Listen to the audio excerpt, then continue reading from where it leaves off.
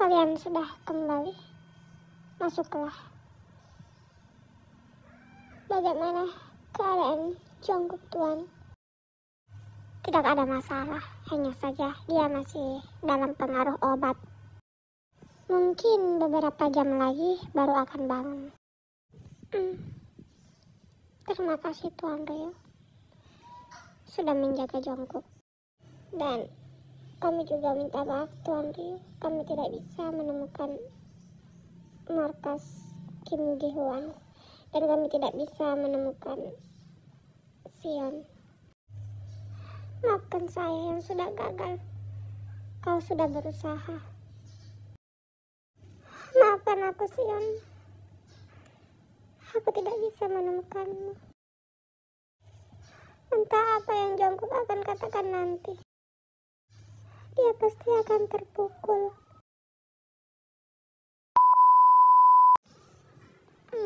Baiklah, hari ini aku akan melihat rekaman CCTV yang aku sudah pasang.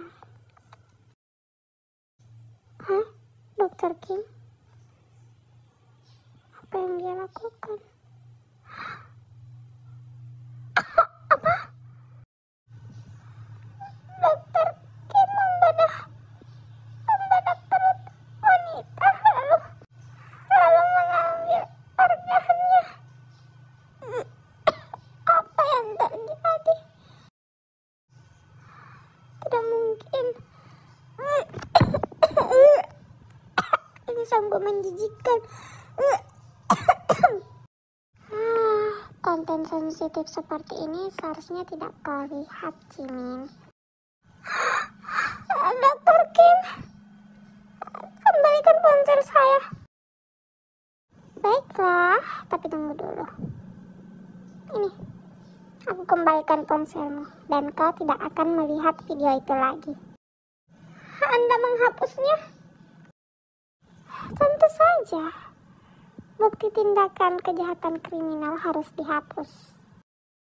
Seharusnya hanya dengan melihat Linara dan Cha So-ah dieksekusi malam itu sudah cukup bagimu.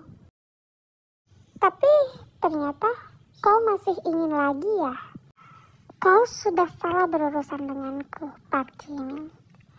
Kau tidak mengenal siapa itu Kim Ji-hoon, Park Ji-min.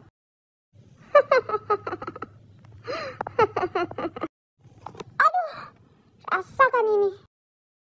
Akhirnya aku menemukanmu setelah kau melarikan diri dari pengawasan Yongyeon. Rasakan ini, brengsek.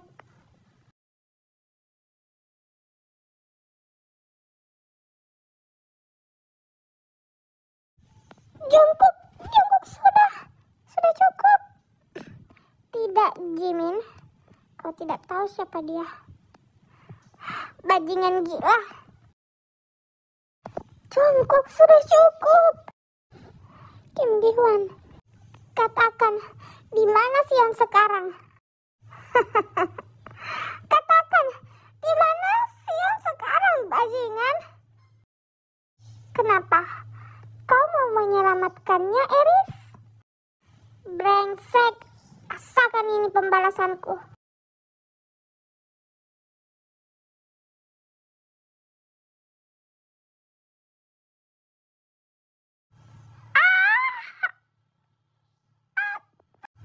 Tidak, Dr. Kim, lepaskan Jungkook.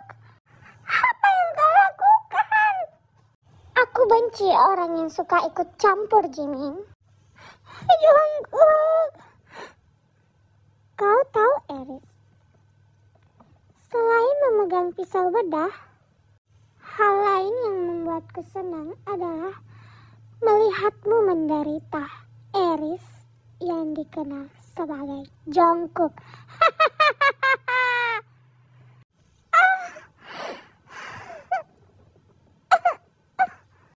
Tidak perlu repot-repot menyelamatkan temanmu itu, karena aku sudah membuatnya tenang di surga. Itu pun kalau Tuhan sudi mengampuninya. Baiklah, begini saja untuk hari ini. Sampai jumpa. Eris? Hah? Dokter Kim? Jungkook, kau tidak apa-apa? Iya, Jimin. Aku tidak apa-apa. Apa yang sebenarnya terjadi? Maafkan aku, Jimin. Aku tidak bisa menjelaskannya sekarang. Temanku sudah tidak ada. Aku sudah terlambat untuk menyelamatkannya. Kim Gi-hwan itu, dia adalah pria yang berbahaya, Jimin. Dia adalah profesor di rumah sakit ini, sekaligus dia adalah ayah angkat Taehyung. Hah? Jadi Gi-hwan adalah ayah angkat Taehyung? Tenang, Jungkook, lukamu besar sekali. Biar ku obati dulu, jangan bergerak. Bagaimana bisa kakakku hidup dengan pria brengsek itu, Jimin? Jimin, apakah kakakku tahu kebenaran tentang Kim Ji-hwan? Apa kakakku baik-baik saja selama ini? Pria bajingan itu tidak berbuat macam-macam kan pada Kak Taehyung? Jimin, aku harus bagaimana? Bagaimana ini? Kakakku pasti tidak aman setelah ini. Apa yang akan terjadi pada kakakku? Atau jangan-jangan Gi-hwan punya rencana lain di balik ini semua? Bagaimana ini, Jimin? Jimin. Aku lebih tua darimu 5 tahun. Kau ingat kan?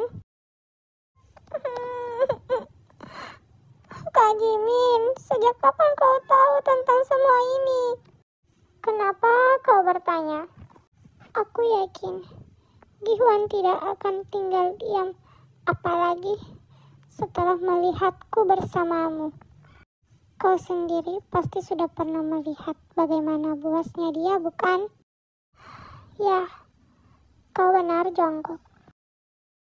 Semua bermula dari aku memiliki pasien seorang terain. Dia berkata padaku bahwa dirinya akan segera debut setelah bertahun-tahun dalam masa pelatihan.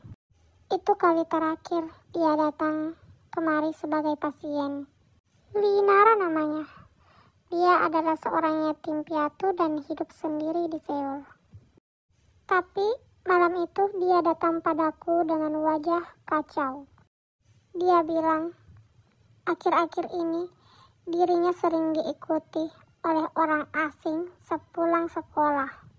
Puncaknya adalah ketika Nara mendapat kiriman paket yang berisi burung merpati yang kepalanya sudah terpenggal.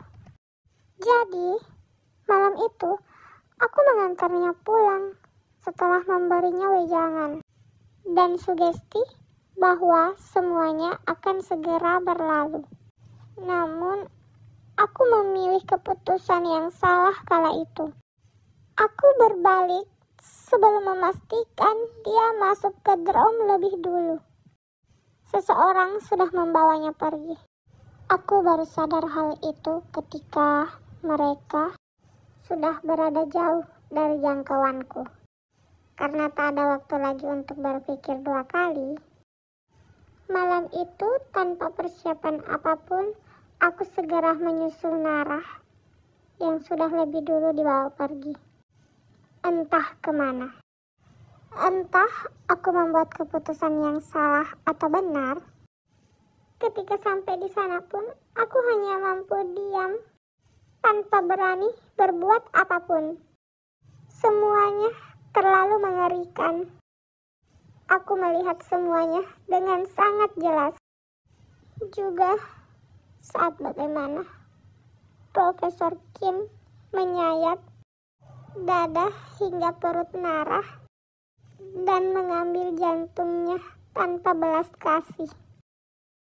Saat itu juga pertama kalinya aku melihat kematian yang begitu mengerikan. Dan ini, aku tidak ingin benar-benar berakhir seperti pengecut. Jadi malam itu aku terus berada di sana sampai mereka semua bubar, meski sebenarnya semua terasa sangat memuakkan. Dan diam-diam aku kembali ke mobil untuk mengambil kamera ini. Niatnya ingin kupasang supaya aku bisa mendapatkan bukti kejahatan direktur rumah sakit yang selama ini disegani. Aku pikir selama ini aku sudah berhasil setelah memasang kamera itu di tempat tersembunyi. Namun perkiraanku salah. Bahkan rasanya terasa aku yang telah dibodohi selama ini. Profesor Kim tahu semua rencanaku. Dia sudah tahu sejak awal. Bahkan dia tahu aku ada di sana malam itu. Dan malam itu adalah malam yang sama di mana aku pertama kali bertemu denganmu, Jungkook. Sampai saat ini aku tidak tahu di mana Profesor Kim membuang jasad Nara. Dia menghilangkan semua barang bukti. Linara, Chosoa. Mereka berasal dari agensi yang sama. Kau sedikit lebih beruntung, Jimin. Kau hanya melihat kamar kematian Gi-hwan. Tapi aku justru diundang untuk menyaksikan pertunjukan yang lebih kejam. Para korban Gi-hwan tidak akan berada di liang lahat, Kak Jimin. Maksudmu? Korban-korban Gi-hwan, mereka akan berakhir jadi santapan para buaya sungai.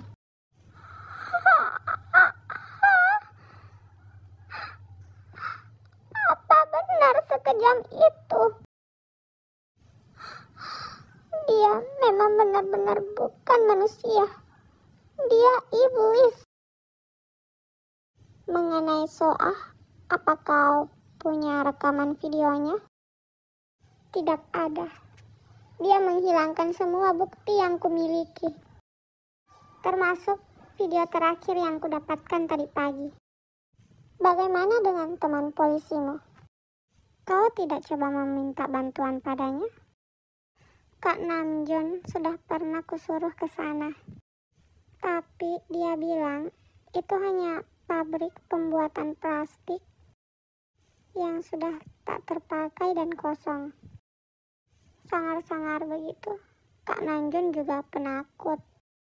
Mitos di balik pabrik itu sejujurnya sangat menakutkan.